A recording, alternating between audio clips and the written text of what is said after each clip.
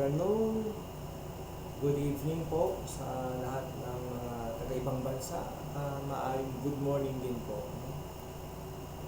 Sa hapon po na ito, mga kapatid, maraming salamat sa Diyos sa sandali at sa pagkakataong ito na muli tayong binigyan ng pagkakataon na muli pong maihayag ang salita ng Diyos sa pamamagitan ng recording po na ito, pagpapahayag sa mabuting balita through itong ating pong Nazarene page, mga kapatid. So sa lahat po ng aabuti ng tinig na ito at pagbabahagi ng mabuting balita ng ating Panginoon, kayo po ay mapagpala ng salita ng Diyos sa hapon po nito.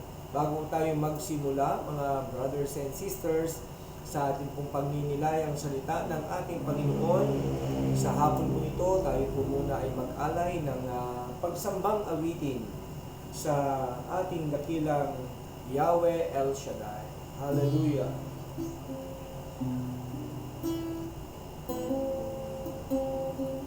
Alay natin ang ating pasasalamat at pagpupuri sa ating Panginoon na napakabuti sa atin. Hallelujah!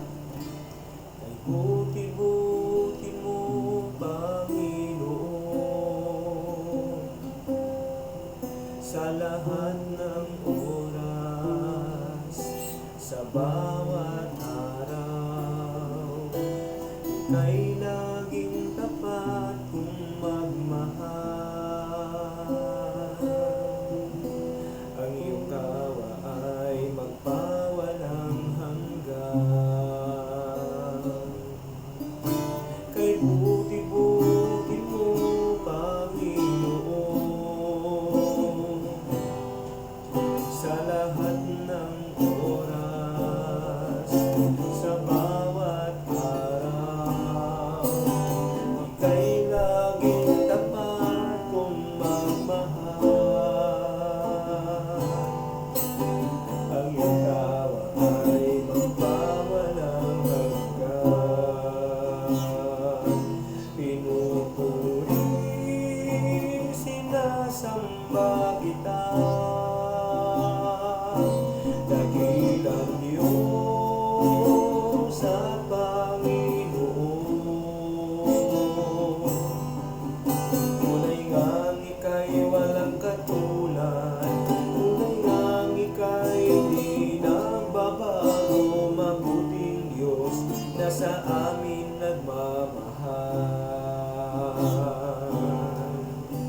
Kay buti-buti mo, Panginoon,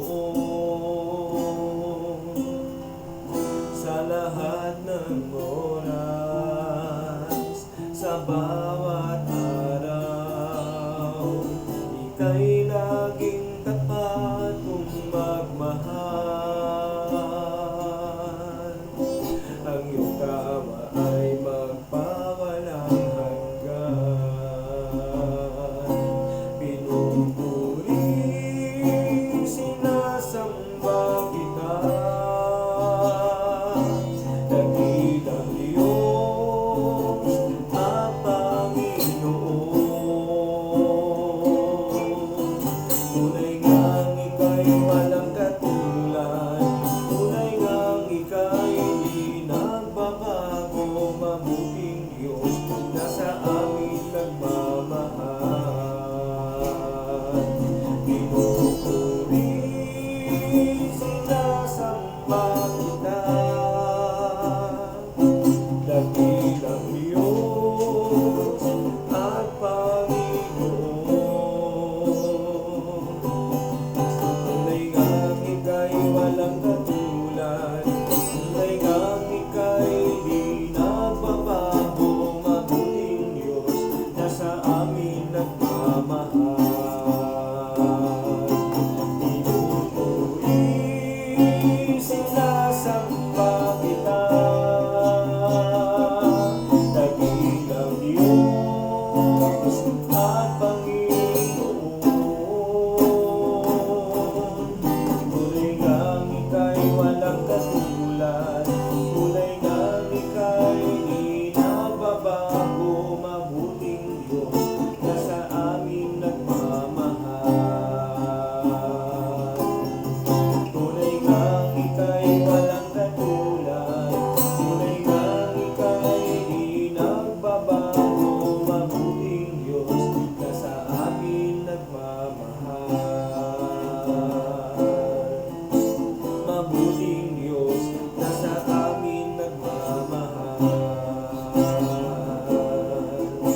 Mabuting Diyos na sa amin nagmamahal.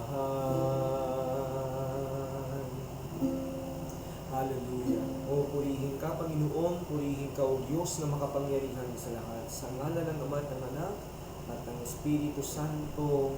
Amen. Ama namin, Diyos banal at makapangyarihan sa lahat. Ikaw ang Diyos na mabuti. Ikaw ang Diyos na mahabagi. Diyos na dakila sa lahat. Diyos na tapat at totoo sa kanyang mga salita. Pinupuri ka namin at ikaw ay pinararangalan sa sandali sa pagkakataong ito na muli, O Diyos, ay binigyan niyo po ng pagkakataon ang iyong lingkod na ito, Panginoon, at ang bawat isa na makapagnilay ng iyong mabuting balita at pagpapala mo ay upang, O Diyos, patuloy na umabot sa lahat ng makakapakinig at makakapanood ng recording na ito, Panginoon. Yahweh El Shaddai, pinupuri ka namin at ikaw ay aming pinasasalamatan sapagkat tunay ng ikaw ay patuloy na gumagawa ng paraang mapagpala ang buhay ng bawat isa sa amin.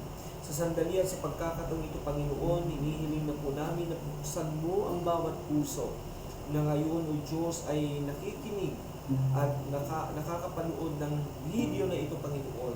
Hayaan na patuloy ka pong mangusap sa puso at isipan ng mga kapatid ko na ito upang sa kanilang pagsasabuhay sa iyong mabuting balitang ihahayag sa hapon na ito, Panginoon, ay mapagpala mo rin po silang lahat. Maraming salamat po, Ama, at inaangkin ko po ang tagumpay ng pangangaral ng iyong salita sa ngalan ng aming Panginoon sa Kristo, sa ngalan ng Ama at ng Anak at ng Espiritu Santo. Amen. Amen. So isang mabiyaya at mapagpalang hapon po sa ating lahat, my dear brothers and sisters, na sa lahat po ng aabutin ng pagdinilay na ito ng mabuting balita ng ating pong Panginoon. So, ang bahagi ng mabuting balita na gusto ko pong i-share sa inyo sa hapon pong ito ay ating pong tutunghayan sa Ebanghelyo ni San Mateo. Ang kabanata ay 5, ang talata ay 17 hanggang 20. At ganito po ang nasusulat, ang turo tungkol sa kautusan. Huwag ninyong akalain na parito ako upang pawalang bisa ang kautusan at ang aral ng mga propeta. Naparito ako hindi upang pawalang bisa, kundi ipaliwanag at ganapin ang mga iyon. Tandaan ninyo ito, magwawakas ang langit at ang lupa, ngunit ang kaliit-liitang bahagi ng kautusan ay di mawawalan ng bisa hanggat hindi nagaganap ang lahat. Kaya't sino mang magpapawalang halaga kahit sa kaliit-liitang bahagi nito at magturo ng gayon sa mga tao ay ibibilang na pinakamababa sa kaharian ng Diyos. Ngunit ang gumaganap ng kautusan at nagtuturo na tuparin iyon ay ibibilang na dakila sa kaharian ng Diyos. Sinasabi ko sa inyo, kung ang pagsunod ninyo sa kalooban ng Diyos ay tulad lamang ng pagsunod ng mga eskriba at mga pariseyo, hindi kayo makapapasok sa kaharian ng Diyos. Mga kapatid, ang mabuting balita ng ating kaligtasan. Pinupuri ka namin, Panginoong Hesukristo. So minsan pa sa pong mabiyaya at mapagpalang hapon sa ating pong lahat, mga kapatid, at ang gusto ko pong i-share sa inyo ay ang paksang obedience or pagsunod sa wikang banyaga, mga kapatid. Una po sa lahat, gusto ko pong ibigay sa inyo ang iba't ibang uri ng pagsunod, mga kapatid. Una sa lahat, tatlo po ito. Una sa akin pong listahan ay yung tinatawag po na partial obedience. No? Kapag sinabi pong partial obedience, ito ay incomplete. Hindi siya kumpleto. Maliban doon, kaya siya tinawag na partial obedience ay delayed obedience. No? So, partial obedience, ibig sabihin po ay incomplete at delayed na obedience po yon. So, paano po yon nangyayari? No? Yung pong partial obedience, mga kapatid, kaya siya naging partial obedience dahil pagkatapos na ang isang tao ay tumanggap ng halimbawa ay gawain o responsibilidad, kumilos din naman, no? Actually, pumunta yung tao, nag-respond yung tao ayon sa hinihingi ng nag-uutos sa kanya, lamang po ay iniwanan niya yung kanyang responsibilidad andan or rest, yung pong hindi niya tinapos lahat o hindi niya sinunod lahat na lang, no? Hindi niya nasunod lahat, mga kapatid. So kaya siya naging partial obedience. So magbibigay po ako ng halimbawa, no, sa Bible kung sino po ang hari. Naging hari po siya actually ng bayang Israel, walang iba kundi si Haring Saul, no? So ang binibigay ko po sa inyo ay halimbawa ng partial obedience. Si Haring Saul na napag-utusan na digmain mo ang lugar na ito, sabi ng Diyos sa kanya, at wala kang ititirang buhay, no? So nangyari nga po ang kahilingan ni Yahweh maliban sa isang pagkakamali ni Saul, no, na nag-uwi po siya ng isang hayop na buhay, samantalang ang utos po ay patayin lahat, no? So kay Haring Saul naman, ang purpose naman ni Haring Saul, bakit niya nagawa yun, ay iuuwi yung pinataba na yun, yung matabang guya na yun, mga kapatid, at gagawing alay sa ating Diyos bilang pasasalamat sa tagumpay na kanilang tinamo. Okay? So, yun, ang utos ay patayin lahat, walang ititirang buhay. Pero nag-uwi si Saul, at yun na nga, at hindi ito kinalugdan ng Diyos sa kanya. At kung maalala po ninyo, yan po ay nasusulat sa Old Testament yung salita ni Yahweh El Shaddai na obedience is better than sacrifice. Okay, so again, partial obedience. Tumugon naman, ginanap ang tungkulin, pero may isang kulang. Okay? Hindi niya nasunod lahat. Pangalawa po, mga kapatid, ay tinatawag natin na selective obedience, no? Selective obedience. Ito ay namimili siya, no, sa word na select, no? Select. Okay? So namimili ito, nag-choose siya kung ano yung role na madali para sa kanya na gawin. Yung convenient siya, kung saan siya komportable at syempre ayon sa kanyang pagkaunawa, no? So selective obedience po, mga kapatid, ito yung pagdating halimbawa sa prayer meeting. Sige, sa prayer meeting na lamang po, no? Sa prayer meeting minsan may mga uma-attend kahit sa simbahan. Hindi lang sa prayer meeting, kahit sa simbahan minsan kapag yung sinasabi ni Father sa kanyang humili ay parang ang dating nito sa isang tao ay parang namemersonal, no? Namemersonal, umiiwas po 'yon. Iiwas yung tao. Ibig sabihin nun, ayaw niyang isabuhay. Kasi hindi siya komportable o malamang ayaw niyang gawin yung ipinag-uutos sa kanya ng Panginoon. Ang sinasabuhay lang niya ay kung saan siya fit, no? Kung ano yung gusto niya, yun lang. Kung ano ang magaan para sa kanya, kung ano ang madaling gawin at isabuhay para sa kanya, yun lang ang kanyang gagawin. So, selective po na obedience ang meron sa tao po na ito, mga kapatid. Okay? So, pangatlo po, eto na, yung pinakamaganda sa lahat ay full obedience. Kapag sinabi pong full obedience naman, mga kapatid, ito ay complete or total obedience. Okay? So, full obedience. At syempre, the best na example po natin pagdating sa full obedience, walang iba kundi ang ating Panginoong Hesukristo. Katulad sa Ebanghelyong binasa po natin, di ba, ang sabi diyan, naparito ako para tuparin at ganapin ang lahat ng ipinag-utos, lahat ng mga utos, yan, mga kapatid. So, full obedience, kapag sinabing full obedience po, ay ang pagsunod completely, okay, immediately, and wholeheartedly. Importante yun, wholeheartedly. Ibig sabihin ng wholeheartedly, hindi napipilitan. Diba? Hindi siya napipilitan, hindi siya tinakot, kaya ginagawa ang isang bagay, hindi ganoon. Kapag sinabi pong full obedience, yung bang sumusunod ka ng walang kalakip na pagre-reserba, o yung tinatawag po natin na reservation, mga kapatid. Kundi talagang adhikain niya ay sumunod sa ipinag-utos sa kanya ng buong puso, mga kapatid. At may banal na pagkatakot, lalo na, di ba? Yun ang kagustuhan ng ating pong Panginoon. So, ang pangalawang gusto ko mong i-share sa inyo sa pagdating sa pagsunod ay yung how, kung paano tayo susunod sa mga batas at utos ng ating pong Panginoon. Okay, sa salitang law, sa wikang Banyaga, LAW. Una po sa lahat, letter L ay listen to the divine. Makinig tayo sa salita ng Panginoon. Ba? Kasi yun ang ating pong isa sa buhay. Kaya importante na nakikinig tayo, mga kapatid.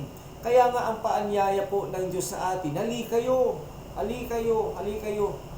Kasi sa pamamagitan ng pagtugon natin sa panawagan ng Diyos, doon tayo magsisimulang makakapakinig ng salita ng Panginoon na siya ngayong ating isa sa buhay.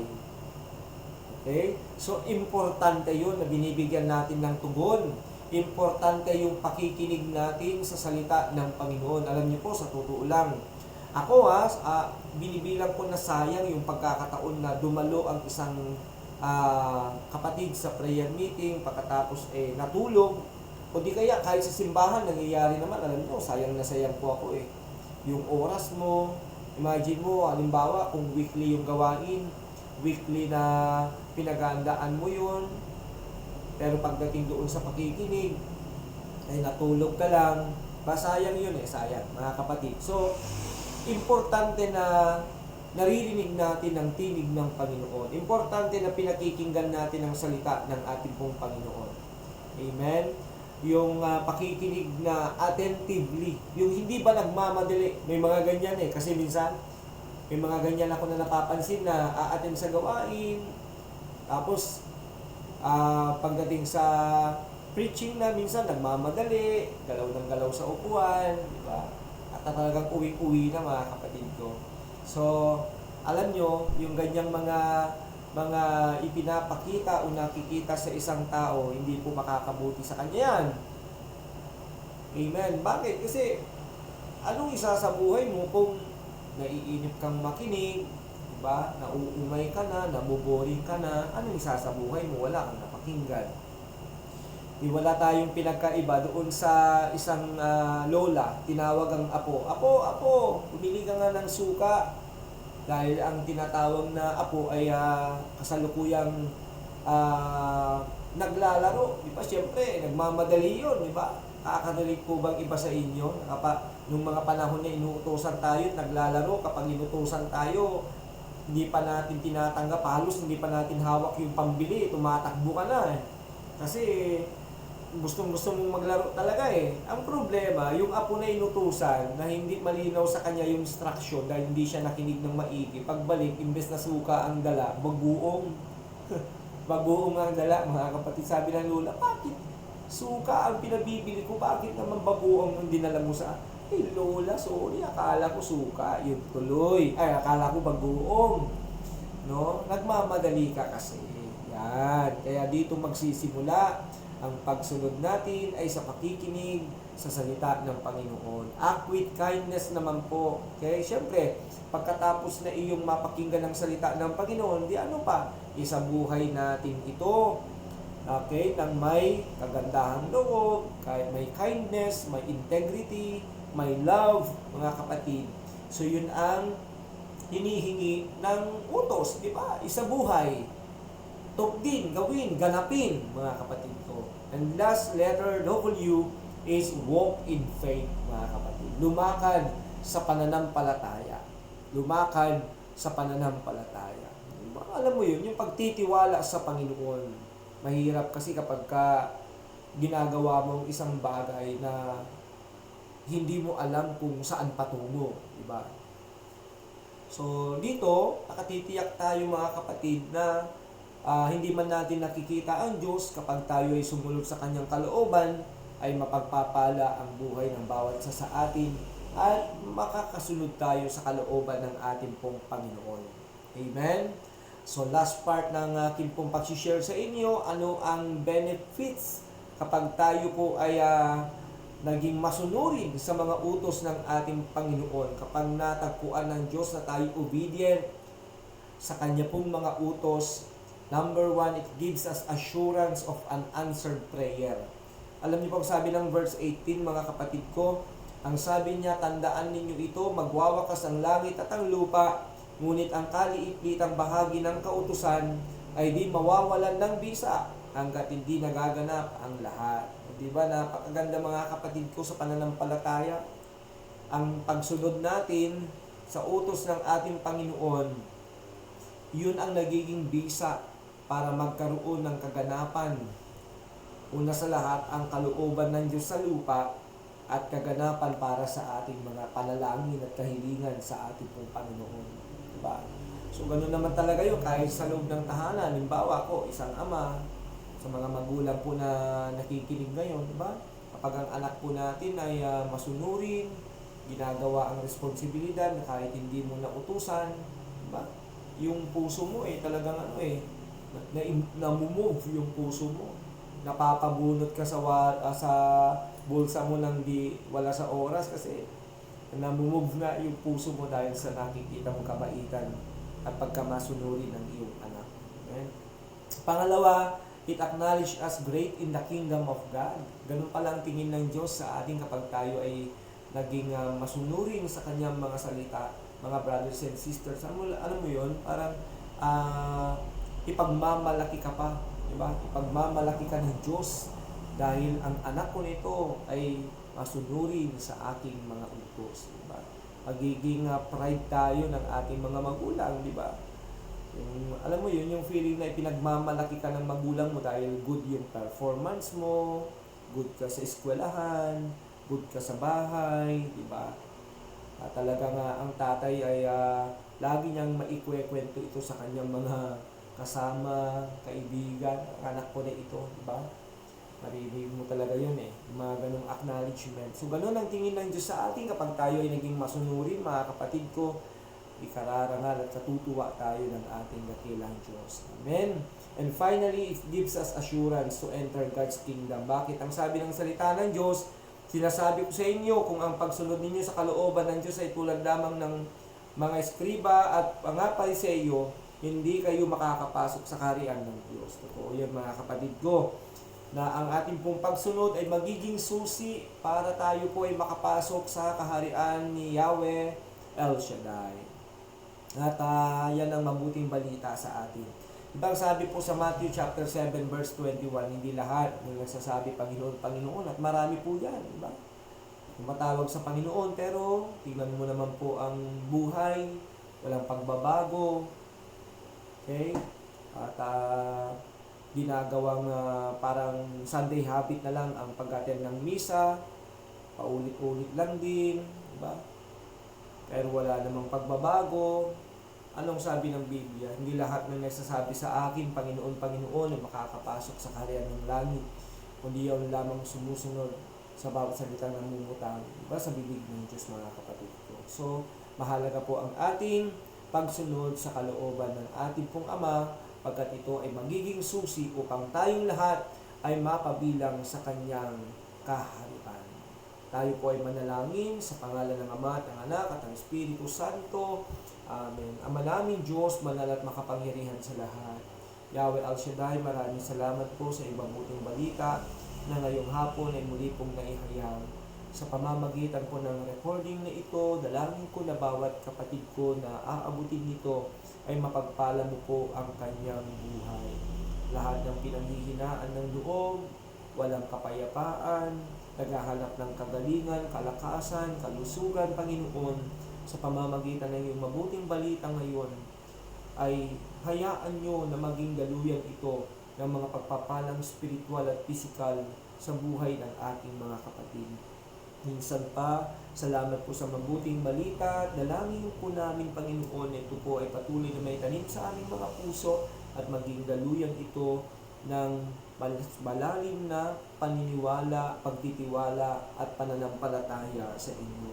Pagpalain mo po ang Garces family, sila na naging daluyan upang patuloy na maipasa himpapawid ang iyong mabuting balita. Pagpalain niyo po sila sina Sister Stella Garcia, Sister Marian at ang kanilang buong pamilya.